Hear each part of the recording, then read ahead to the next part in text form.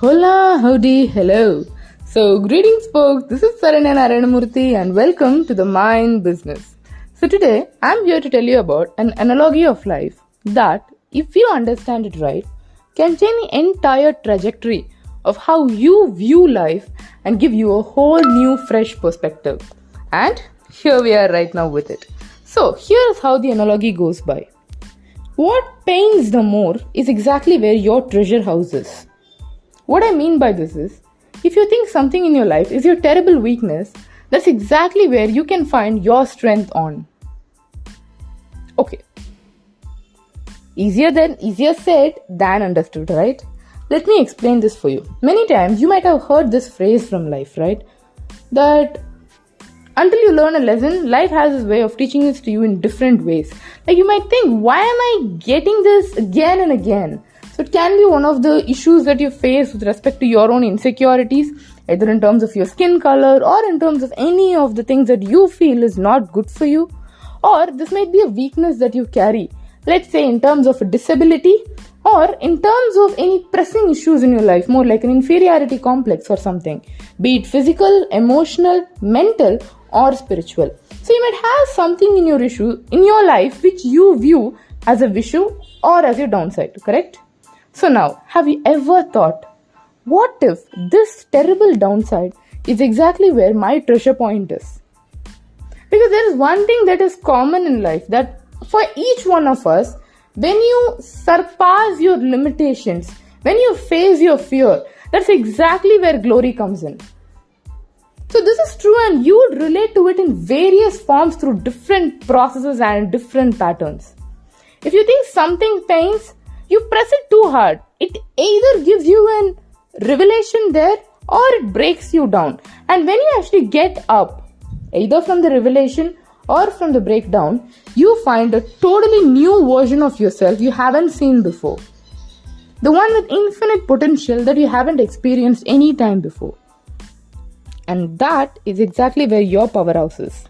Okay, so let me tell you two interesting ways where I have actually got it right, and that serves me a lot better right now.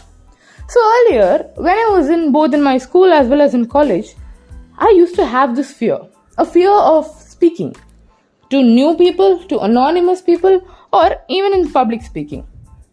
The roots of my fear goes down to when I was, let's say, 10 or 11, wherein I had a friend who had stuttering issues and I tried imitating her and I thought I actually acquired stuttering. So this was a mindset that I had. And when in a few instances, when due to some nervousness I started stuttering, I thought this is who I am. Oh no, I should never be speaking to new people. And that gave me severe anxiety. Like when I step on a stage, either to do a seminar or to speak, I instantly black out. Like my brain gets empty. I don't remember anything that I have to speak, and if I know that I have to speak something, it feels as if my tongue is tied. It's as if the throat is jammed. I can't speak anything. But this situation evolved and I never actually broke out of that shell. Until when in college, when in university, I was actually forced to get into uncomfortable situations, to meet new people every single day of my life, to actually go to the stage for every single assignment. Like almost face that place at least once a week. And when I continuously got in there, I was having no other option rather to face that one thing in my mind and actually get over with it. And at one point, I was so done. I just thought, you know what? Fuck it, that's it. I'm gonna do this. And if I'm gonna stutter, that's okay. Everyone makes mistakes, yeah. So my mistake wouldn't be big. And I actually did it. But you know what? Every time I actually went in with that attitude, I slayed it. It was so good and I loved the confidence that the stage provided. I loved the power. I loved that spotlight when actually people are in a room and they do nothing but listen to you. I loved it. And when I tried getting better at it, trust me, it was not an overnight transformation. I have to overcome a lot of things in there, starting from the fear that I had in my mind, the nervousness, the thought process, the unlimited overthinking that actually comes with it, plus the physical thing itself. Because if you've acquainted your body to a certain comfort level for a certain time, it takes time to actually overcome it. And this, in my case, was around 6 to 7 years of complete accustom that is made towards not speaking out at all. So with that impact, right now if you see, fast forward to when I'm 24, almost my entire business runs on me speaking. I speak to new people almost every single day. That too, at least 3 to 5 new people every day. I speak like in this podcast. I speak on social media. I've given public speeches. I speak at conferences. I right now speak even at sales negotiations. The one that actually relies on people who can speak. So the point is, the tongue that I thought was my biggest disaster, was the biggest downside, was the one that will actually tie me down for my entire life.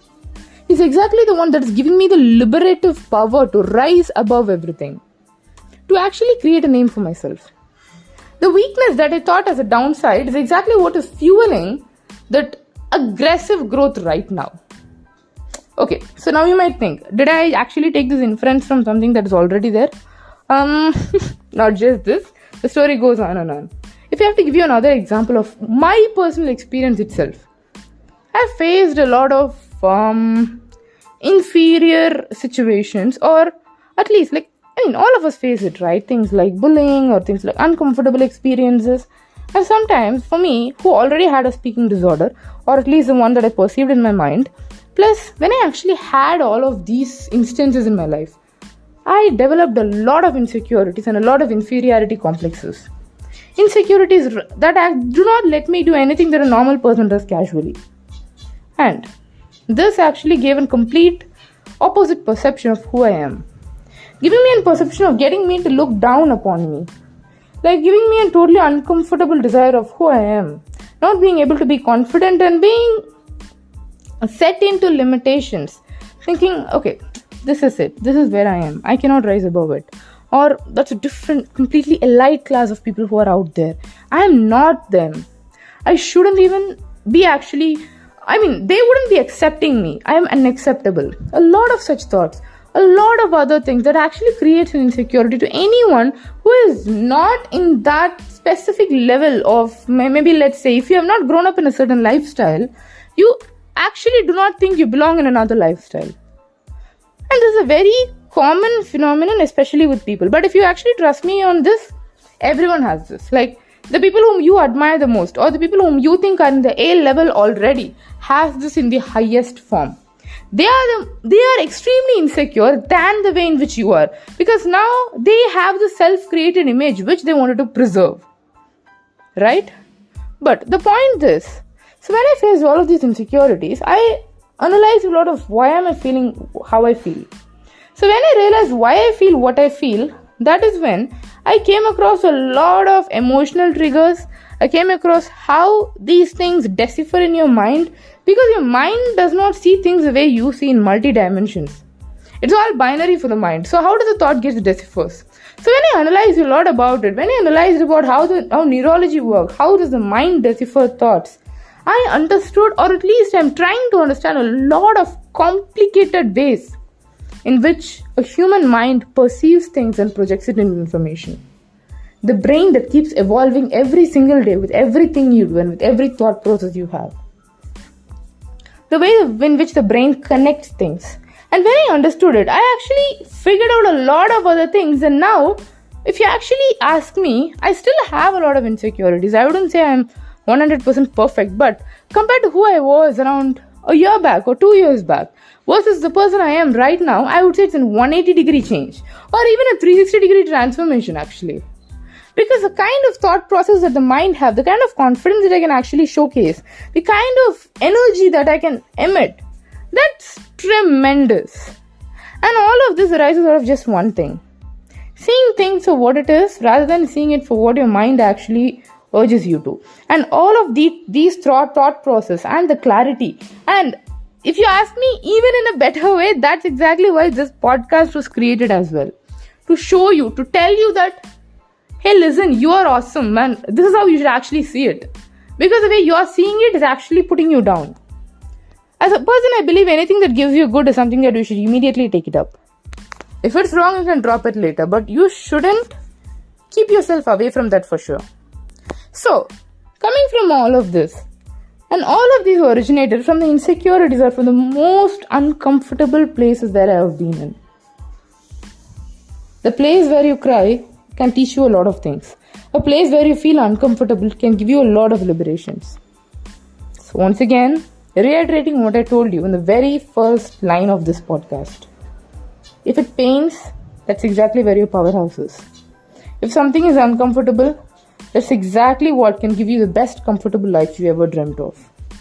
If you wanted to find out what your purpose is, ask yourself what you're missing. Because what you're missing is exactly the purpose of life. Your purpose is not to find out what you already have, or to find out what you're already good at, or to double do on what you're already well versed of. But your purpose in life is to actually find out what you do not have and make it a point to get it while also giving or teaching others how to get it. Because as you know, the world revolves, or the world works on a chain of command. The chain of command that is activated through connecting value, through shared knowledge, and with anticipated happiness. And this anticipation happens when you pay it forward. So with this, hello my dear, I wish you know what your pain is, or at least you know where your weakness is, so that you can look deeper on it and understand this is where it comes. Because once you know where it comes from, you are unstoppable.